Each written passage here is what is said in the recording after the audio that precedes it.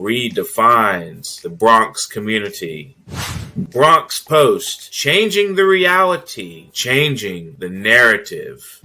For businesses, politicians, and government agencies, we offer targeted advertising solutions that drive results. Amplify your message. Reach the heart of the Bronx and beyond. Our platform connects you to the community.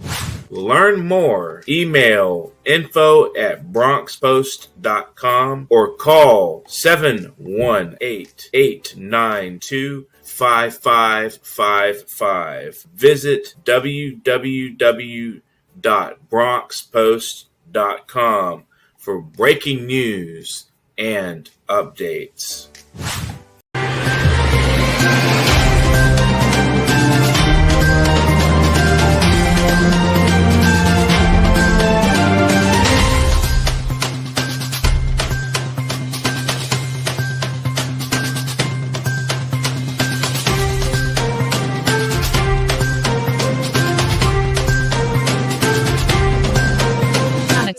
Keep watching The Politics every Friday, 12 p.m. Eastern Time on New York Parrot TV, the voice for humanity.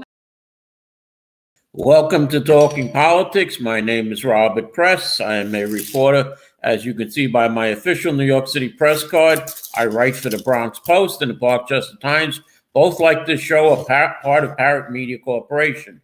I also contribute to the Co-op City News, have a blog at www.100%.blogspot.com, where you'll see more from this show and current events, among other things.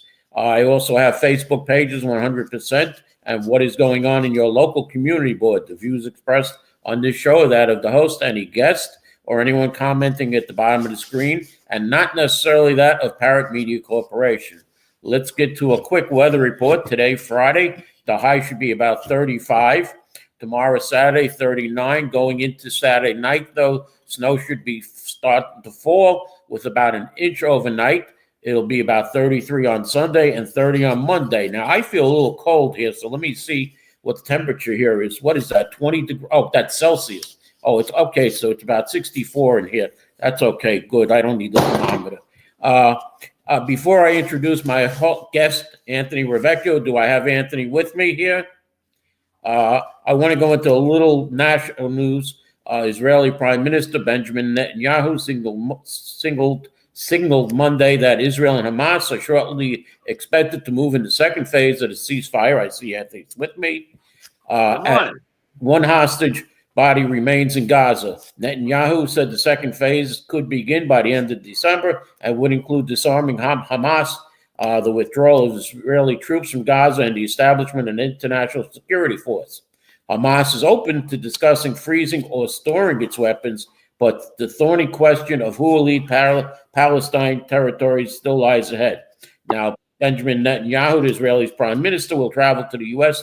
to meet with President Trump on December 29th to discuss future plans in Gaza. It's Netanyahu's fifth trip to the United States since Trump returned to office, but his first since the ceasefire was struck. And I wonder if he'll be stopping in New York to see the inauguration of the new mayor. Now, in the Ukraine, there's no quick end to the war there, which has hit a stalemate on ownership of certain lands. President Donald Trump said U.S. forces seized an oil tanker Wednesday near the Venezuelan coastline, a significant escalation in the U.S. pressure campaign against Venezuelan President Nicolas Maduro and his country's oil-dependent economy. Can we bring Anthony back on? Anthony, are you with me still? I don't know. Okay, can we bring him back on? I wanted any quick comments on what's happening in the world. Can you hear me? Yeah, I can hear you. Well, in regards to your first comment, in regards to Hamas, it immediately reminds me of the old three-card Monte games that they played on Fordham Road, right? Where is the peanut? Let's find the peanut, swing around the circle, right? So that's all Hamas is doing. It's just a shame that we just keep following the merry-go-round instead of just taking out the gun like we were ready to do in Venezuela yesterday. In regards to your second comment, what were you talking about again? the war in Ukraine, and it looks like Ukraine is going to have to give up some of its territory to Russia to appease them, much like the old World War II with the appeasement of Hitler. Yeah, you're right. It looks like, as Donald Trump said the other day, Ukraine has been losing the war since day one. But sadly, now they're going to carve and slice up Ukraine. So that will be the new foreign relations motto that we'll be dealing with in the future. And the third part was Venezuela, which you made a quick comment on. Do you think we're going to go into Venezuela for the oil? Do I think we're going to go in? If we go in, if you saw the video yesterday, then we better learn how to salsa, right? Because the Venezuelan president was doing some salsa while he was talking about President Trump yesterday, right? All right, let's move on to some local news then. Randy Mastro, who was the deputy mayor to Eric Adams, has resigned as of the taking over of January 1st, 2026. He's basically no need has done so. Maestro wrote, we will be leaving city government together, him and Eric Adams. Maestro is 69. He served as deputy mayor under Rudy Giuliani and was appointed to the same post by Adams in March. The ex-prosecutor made no secret of his disdain for Mandani's Democratic Socialist leanings. He thanked Adams for a second shot in city government. Any comments about Randy Mastro? No, it is not unusual for the prior administration to step down, while the new one comes in. He could have resigned the day after the election. So from that point of view, I think he did the right thing at the right time. And there were 179 people on the immediate fire list, but 20 of them seem to be civil service employees who can't be fired. So Mandani has to work with them. Now, we have some things going on here in the Bronx with congressional races. It appears that Richie Torres has another challenger, as Amanda Septimo has entered the race against Richie Torres.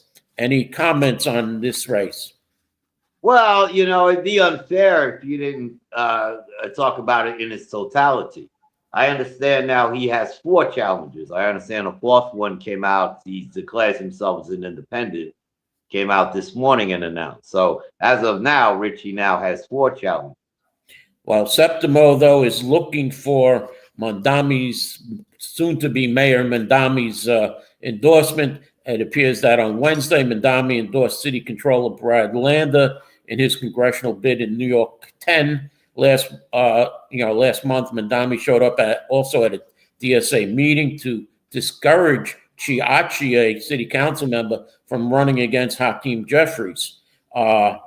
Any comments, though, about these so-called almost endorsements or whatever you want to call them? Because in this race with Richie Torres, Michael Blake, who Mandami visited his church, 2 weeks ago? So who is he going to pick?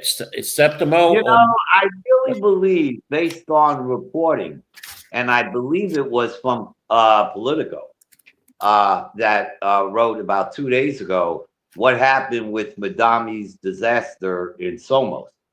Mm-hmm. Supposedly, he tried to set up a meeting with the county chairs and the muckety-mucks of New York City, asking those people not to pick a city council leader until he could look at the field and then come up with his own recommendations. And of course, both the city council and all of the unions that were asked to defer all went forward. And it was analyzed in the Politico magazine by pretty much saying he has no political backdoor experience. Mm-hmm. And that is going to be his problem going forward. That was one of my later articles here about the speaker's race, that days after the November win. He, like you said, he went and tried to make a slow internal race for the New York City Council speaker. Julie Menon, though, unfortunately for Mandami, got the backing of a supermajority of 36 members back then one more. And she announced that she had also the 5 county leaders, Democratic county leaders, as you say. So it's apparent that he's having problems. He's made nice with Donald Trump, but we'll see how long that lasts. And Kathy Hochul endorsed Mandami for mayor, but he has yet to endorse her for governor. Now, as far as the governor's race, it appears that on the Republican side, there should be a primary, as Nassau County Executive Bruce Blakeman, who ended the race for New York governor on Tuesday. It's a major snag in Congresswoman Elias Stefanik's efforts to secure the Republican backing in her challenge to Democrat Governor Kathy Hochul. It's a primary to, the Long Island is a big voting bloc, which Blakeman should be able to get, and she's upstate. Now, what do you think is going to happen here if there's a Republican primary? Because Lee Zeldin had 4 candidates, he was in a 4-candidate primary and came within 6 points of Kathy Hochul. Is a primary good for the Republicans, or is it bad?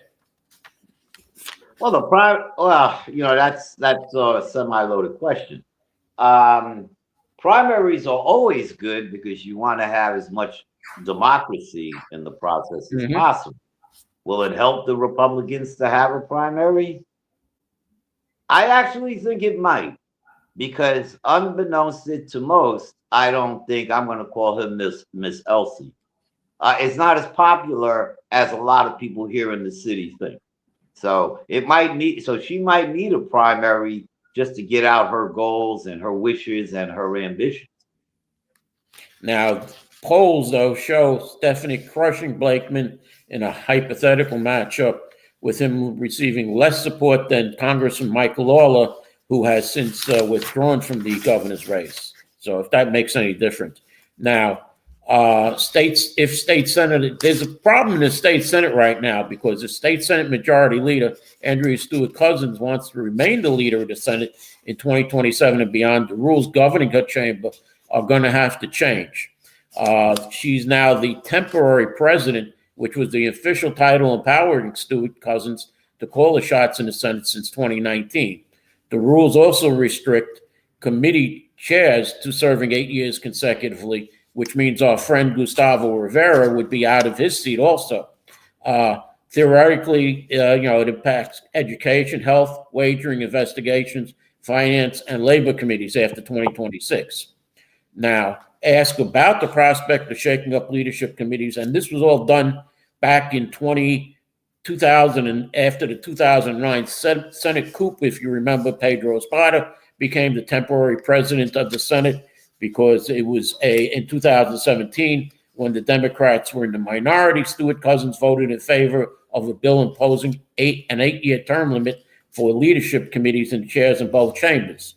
Now, the question is what happens if they don't change the rules? Who becomes the next temporary president of the state Senate majority?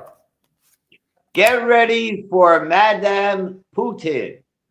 Well, let me just say there are 2 possibilities. If the decision was based solely on attorneys with the longest tenure in the chamber, Senator Shelley Mayer, who was just recently, she's from Rye, she was just recently introduced, and our friend Louis Sepulveda would be considered frontrunners, with the latter's name coming up in conversations with Albany insiders. Could you imagine Louis Sepulveda, my good friend Louis Sepulveda, as the president pro tem of the state Senate? I would be very surprised if a man who I think on the surface is a good man, but according to reports is a lot less of a good man, would be in that position. But it wouldn't surprise me, as you indicated before. We had Pedro Espada, right? So we can have Pedro, if we can have Mr. Silver. Remember Mr. Silver? Yes. And right? So why not have somebody that beats up ladies? Why not? What did our good friend Jose Rivera say when Mr. Silva was seated next to him? Why are you putting this man next to me? Okay, remember that? We're going to have to go to a break now, Tony. We're at a halfway point. And we're going to come back with one of your favorite topics, cannabis, a new head there, and the problems they're having with the cannabis control. So let's go to a commercial, Mr. Producer. Imagine a media platform that reshapes the conversation, empowers your voice, and redefines the Bronx community. Bronx Post, changing the reality, changing the narrative. For businesses, politicians, and government agencies, we offer targeted advertising solutions that drive results. Amplify your message. Reach the heart of the Bronx and beyond. Our platform connects you to the community. Learn more. Email info@bronxpost.com or call 718-892-5555. Visit www.bronxpost.com for breaking news and updates. Bronx Post, changing the reality, changing the narrative.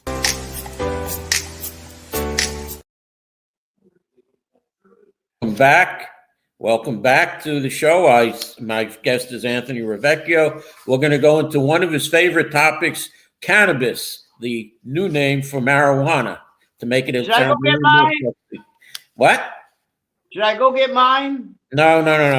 I think it's very important that people should know the difference between a half ounce and an ounce. You don't think I have a story for you that involves Gustavo Rivera at the end of this. Cannabis? Okay, Yep. Go ahead. Okay, it appears that the acting head of the embattled state cannabis regulatory is out this week at the request of Governor Kathy Hochul amid struggles to enforce a crackdown on unlicensed marijuana business activities. The State Office of Cannabis Management, OCM, acting executive director Felicia Reed, who has been running the agency since June of 2024, was forced to step down as a result of the agency's handling of its enforcement against Omnium, including a product recall, which they are dropping, according to a statement from the governor. Have you ever tried this Omnium? No, I have not. Because I know you're a frequent smoker of cannabis now that it's legal, and I was a freaking smoker when it wasn't legal. I didn't want to say that. Now the cannabis market holds enormous potential, creates jobs, generates revenue. Oh please! Let's call the cannabis. Let's. You know what? You want to use me as an example for cannabis? Then let's go all the way with it. Right? Where do I get mine? Right? I get mine the same place I got it for the last 40 years. You make the phone call. You can either have it delivered or not. If you have it delivered, it still doesn't cost you any extra money, by the way. And there's no state tax. So I get quality stuff at 20% automatic discount than walking into one of those stores where you're claiming they're creating jobs. And this is the problem they're having with the state cannabis authority, OCM. Now, they're supposed to be tracking. Are you sure the problem isn't maybe they're trying too much of their own product? No. They're supposed to be doing a seed to sale cannabis tracking system, which aims to track the inventory and prevent illegal trafficking of products from other states. And it's set to launch December 17th. But retailers with the Cannabis Association of New York, the CANI, say they're out of time and resources to meet the deadline. Bob, and I apologize. This is no different than what you just mentioned earlier on the show, right? Why did we get that Venezuelan tanker? Why did we get it? According to Donald Trump, it wasn't because of the oil. No, they were looking for contraband fentanyl. Exactly. So does it surprise you that a legal shop, now deemed legal, is now not going to use their resources for illegal products? Why does that shock everybody so much? It's been delayed several months following the merger of the companies BioTrack and Metric which are supposed to be the state is facing litigation now because the system is not in place as required by the state cannabis law. You know what I think, Bob? Have you heard what the state? Let me finish. Have you heard what the state did recently with the home care attendants? I think Governor Hochul wants to unionize it. Well, this company Metric has made changes since the merger, including products requiring ID tags that cost 10 cents each. And a cannabis farmer, Zach Zarikis from Rochester, said the fee is costing thousands of dollars and could put him out of business. Does it come with a lighter? Hold on. I literally sent an email to the Office of Cannabis Management Compliance Department. He said, we want to stay compliant. We're here for it. We don't have the capital to make this level of investment right now. Metric said the 10-cent pricing fee structure were established with state regulators and can vary by market based on program requirements. Now, it's a problem. Now, this is going to be a big problem. And, you know, I asked State Senator Gustavo Rivera months ago, what is the test if a person, let's say you get in a car, Anthony, like you say, you smoke. Let's say you get in a car and you're stopped by a cop who smells the smell of marijuana on you and says, well, how does he know if you're intoxicated or not? And I said to State Senator Gustavo Rivera, what is the test to test someone if they're intoxicated on marijuana, on cannabis or not? And he said, we don't have one.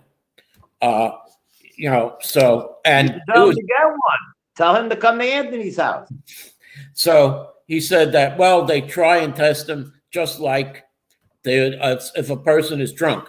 But there's no breathalyzer test for cannabis, is there?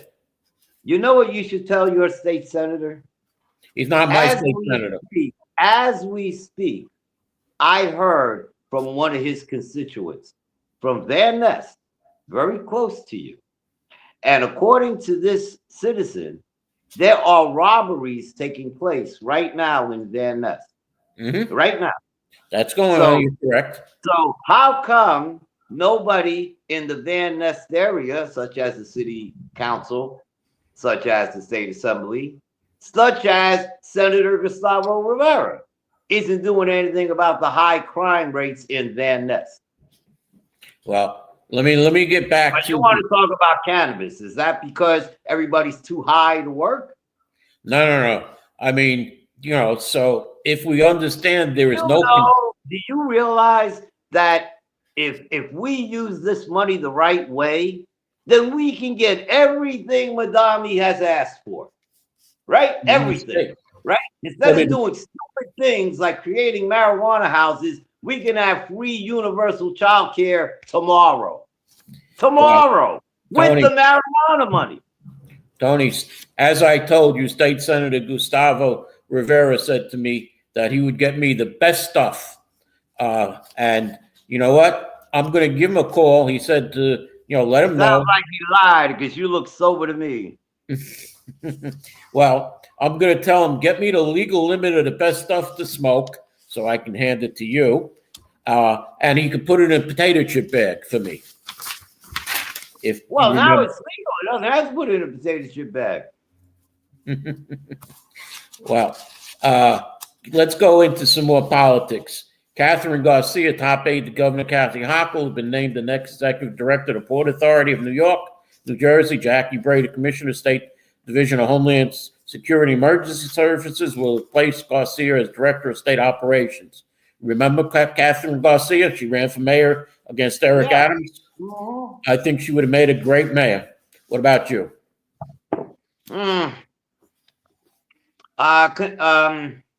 Credible. I mean, a credible opponent, credible challenger. I don't know if I could say she would have, done better or worse. I'd have to know more about. I would have had to know more about her platform. Okay.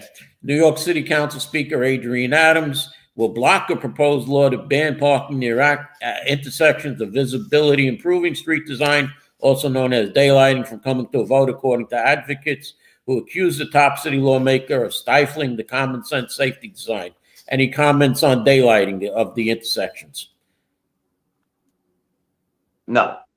Because it seems since Speaker Adams is has more of a suburban district, that this would take away a lot of parking spaces in her district. So that could be why she's against it. Mayor Eric Adams is dropping a new twist into the heated debate over the city's horse carriage industry by ordering that some of the steeds deployed in Central Park undergo medical exams from an outside veterinarian who has spoken at events hosted by an anti-carriage group. Any comments on the horse carriage deal? You know, the horse carriage industry is now, sadly, a losing money-making industry. So on that note, let me bring up something for just one moment, if I might. I think we just found out the first destruction of this 3 casino situation that you've been talking about. We now know with Queens, the New York Mets are now history, right? We now know that we're blowing up the team, not because they suck, because the batting lineup has been one of the best batting lineups of all of last year. The Mets went downhill because of their bullpen and their pitching. But we decided to blow up that whole lineup because now Steve Cohen has no money, right? He's got all his money tied into the hotel. He's got a community reinvestment plan of $5 billion that he's now mandated to do, right? So sadly, Pete Alonso can't get his money. Sadly, Edwin Diaz can't get his money, right? Sadly, Brandon Nemo can't get his money. Okay, Pretty soon, they don't have to worry about Lindor because he's probably packing as we speak. So let me ask you then, what about Bally's then? Okay, it's going to cost a lot of money to build Bally's. How is Mr. Kim going to be building Bally's if he's, he's got his Chicago place is hurting, Atlantic City is hurting. How is he building the Bally's casino? Oh, very easy. Very easy. If anybody's not aware, we now know that a couple of private equity companies have now put money into the hotel. To that casino. So that casino is now owned by private equity. So that means since it's past city planning and past the local community board, which really just is advisory, and if Bally's doesn't make it or doesn't even get built, what else can be built there? Anything. You can wind up with a 5,000. I want my apartment there because I understand you'll have great waterfront views. So once they put up that affordable housing, they should charge top dollar for that because they're going to have one of the best views in the Bronx. Yep. Well, so I guess Mr. Joseph Kane and George Havernack aren't going to have to be worried about their casino and hotel over there. So they'll have wonderful housing there. Are we correct? Housing. I don't know about it being wonderful. But all right. Well, I missed this one before while we were talking about cannabis. The Glen Cove City Council has unanimously approved a law that bans smoking marijuana or vaping in public spaces, restricting marijuana consumption and a range of public areas, and a law more restrictive than rules in neighboring municipalities. Have you been to Glen Cove lately? I used to live in Glen Cove when I was a kid. Glen Cove is next to New City, New York. And since we're getting close to the end of our show here, it appears that my good friend Jeffrey Dinowitz has a challenger. Democrat Morgan Evers has launched a primary campaign against the 16-term incumbent Jeffrey Dinowitz in the Bronx. I think I have a unique lens on affordability right now. Evers said, "I'm a teacher. My husband's a teacher. Wages are very stagnant, but prices are going up, up, and up." She's been part of a group that what is. Can you hear me, Anthony? She's been part of a group that Unity. Now, Dinowitz has stated and made in a statement pointing to the victories in his recent years, such as the launch of a pandemic-era eviction moratorium. Any comments on this, since you have a close involvement with Unity Democrats, which Morgan Evers is a part of, and you're also very friendly with Jeffrey Dinowitz and his Ben Franklin Club. You know what, Bob? Let me put some clarity on that to give you my overall feeling. You may or may not know that yesterday Community Board 7 had their traditional Christmas lighting on Marshallou Parkway. Of course, they had schools that came in, the children sung songs, and of course, all of the muckety mucks came and made speeches. Mm-hmm. I don't think I saw Miss Evans there. I don't think I saw the president of Unity, who lives in Norwood, there. I did see Eric Dinowitz there. I did see Jeffrey Dinowitz there. And I do believe I might have seen 2 more people from his club, the Ben Franklin Club, which, by the way, doesn't represent Norwood, but at the Christmas party. So I don't know. She doesn't feel the need to put out her issues to the community and to enjoy our community during the most holiest time of the year. And she just thinks she can go to Williamsbridge Oval, go hand out a free turkey and say, I represent the area. I think both her and Unity got a lot of work to do. Well, who else was there at the lighting? Was Borough President Gibson there? No, she was not there, but your assemblyman was there, Mr. John Sakaro.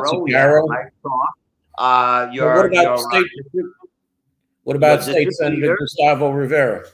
He was not there. That's his district, right? Correct.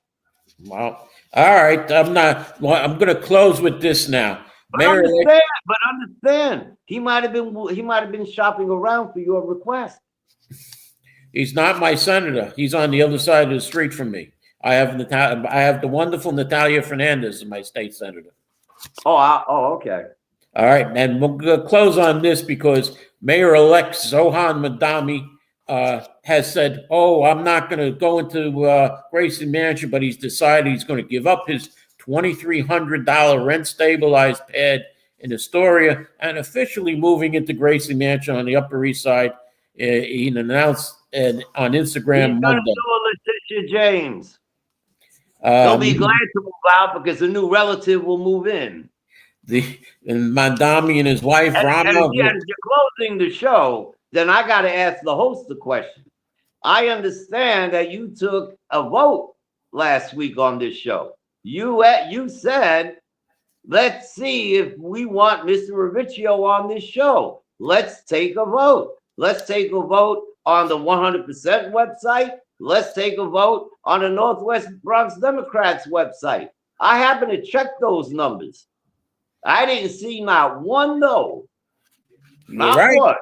You're right. People want you to be the co-host. When am I getting a call from the producer? When am I getting my first commission check? What's going on here? We'll have to talk after the show with the producer or at a different time on that. No, you talk after the show. You can talk to my agent. Okay, Anthony. With that, we're going to close the show. And thank Anthony for coming on again. And hopefully we'll have him as a recurring host. He'll be my co-host.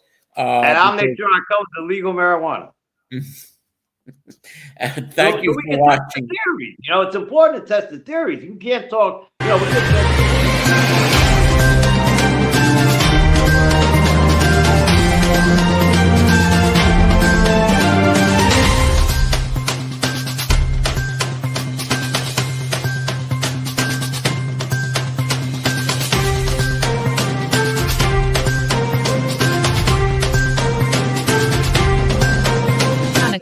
Keep watching The Politics every Friday, 12 p.m. Eastern Time on New York Parrot TV, the voice for humanity.